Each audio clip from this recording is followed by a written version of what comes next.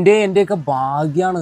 എൻ്റെയൊക്കെ ഭാഗ്യമാണ് ലൈഫിലെ ഭാഗ്യം. ഈ ഒരു മനുഷ്യൻ എന്നൊക്കെ പറഞ്ഞാലല്ലോ, ഇതൊക്കെ കണ്ണിന് നേർക്ക് കാണുക എന്ന് പറഞ്ഞാൽ ഇനി ജീവിതത്തിൽ എൻ്റെ ജീവിതത്തിൽ ഞാൻ ഇങ്ങനെയുള്ള ഒരു സംഭവം ഒന്നും കണ്ടിട്ടില്ല കേട്ടോ. ഈ ചിത്രങ്ങളിലും അതുപോലെ കഥകളിലൊക്കെ കേട്ട് പരിചയമുള്ളൂ. ഏത് ഈ എന്താ ഉയർന്ന ജാതകം അങ്ങനെയുള്ള ആൾക്കാരും മറ്റേ തമ്പ്രാമാരും മടിയന്മാരും എന്നൊക്കെ ഉള്ളതൊക്കെ ഉണ്ടല്ലോ. ഞാനത് കണ്ട് ശീലിച്ചിട്ടില്ലെന്നവരും കേട്ടും അതുപോലെ തന്നെ വായിച്ചൊക്കെയാണ് ഞാൻ അറിവുള്ളൂ. പക്ഷേ ഇതുപോലെയൊക്കെ നമ്മുടെ ജീവിതത്തിൽ ലൈഫിൽ ദൈവം ചെയ്ത പുണ്യം എന്ന് പറയാൻ പറ്റും. ഈ ഒരു മനുഷ്യൻ മുഖേന നമുക്കിതൊക്കെ കാണാനുള്ള ഭാഗ്യം കിട്ടിയില്ലേ? നിങ്ങളൊന്ന് ആലോചിച്ച് നോക്കി.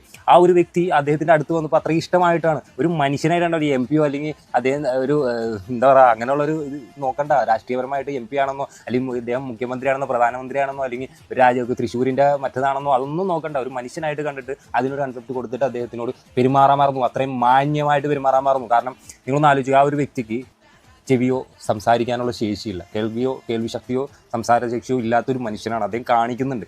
അദ്ദേഹത്തിനോട് അത്രയും മോശമായിട്ട് നമ്മൾ ഈ സിനിമയിലൊക്കെ കണ്ടിട്ട് കഥാപാത്രങ്ങളൊന്നും വിലയിരുത്തലിട്ട് അതൊക്കെ സ്ക്രിപ്റ്റഡ്. അതെ, ഇതാണ് യഥാർത്ഥ ഈ മനുഷ്യൻ. തൃശ്ശൂരുകാർ പോലും ഒന്ന് ഖേദിക്കുന്ന ഒരു കാര്യമായിരിക്കും, ഇത് മാറ്റി ചിന്തിക്കുന്ന ഒരു കാര്യമായിരിക്കും ഈ ഒരു മനുഷ്യനെ കൊണ്ട്. ആ ഒരു പാർട്ടിക്കാരനെ വിലയിരുത്തി തുടങ്ങി ഈ ഒരാളെ കൊണ്ട് കിട്ടുക. സത്യം പറഞ്ഞു കഴിഞ്ഞാൽ പണ്ടത്തെ തമ്പ്രാക്കന്മാരും ഇതുപോലെ ഉന്നത കുലജാതകത്തിൽപ്പെട്ടവർ പോലും എനിക്ക് തോന്നുന്നു ഒരു പക്ഷേ ഇതുപോലെ സംഭവിച്ചിട്ടുണ്ടാവില്ല, കാണിച്ചിട്ടുണ്ടാവില്ല.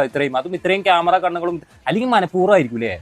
ഇത് ചിന്തിച്ചുകൊണ്ട് തന്നെ ഇങ്ങനെ ചെയ്ത് കഴിഞ്ഞാൽ അങ്ങനെ ആവുന്നുള്ള കോമാളി ആവണമെന്നാണോ എനിക്കൊരു സംശയം. നമ്മൾ ഈ ഒരു വീഡിയോസ് കാണുമ്പോൾ ഇതിനൊക്കെ കണ്ടിട്ട് ഈ മൈരി ഇതും കേട്ടിട്ട് ഏറ്റിപ്പിടിച്ചുകൊണ്ട് വീണ്ടും അദ്ദേഹത്തിൻ്റെ അവിടെ പോകണമെൻ്റെ ചന്തയ്ക്ക് കൊടുക്കണം 4 കീറ്. അവർക്കാ പറയേണ്ട, അവരെയാണ് പറയേണ്ടത്. ഇതെല്ലാം കണ്ടുകൊണ്ടിരിക്കുന്ന അവരെ തന്നെ പറയണം. നമ്മൾ രാഷ്ട്രീയപരമായിട്ടോ അല്ലെങ്കിൽ വേറെ വ്യക്തിപരമായിട്ടോ ഒന്നും ചിന്തിക്കേണ്ടത്. ഇതൊക്കെ നമ്മൾ കാണുമ്പോഴല്ലോ ഒരു മനുഷ്യനോട് ചെയ്തു കൊടുക്കുന്ന കോലങ്ങളാ ഒരു മനുഷ്യൻ തന്നെ.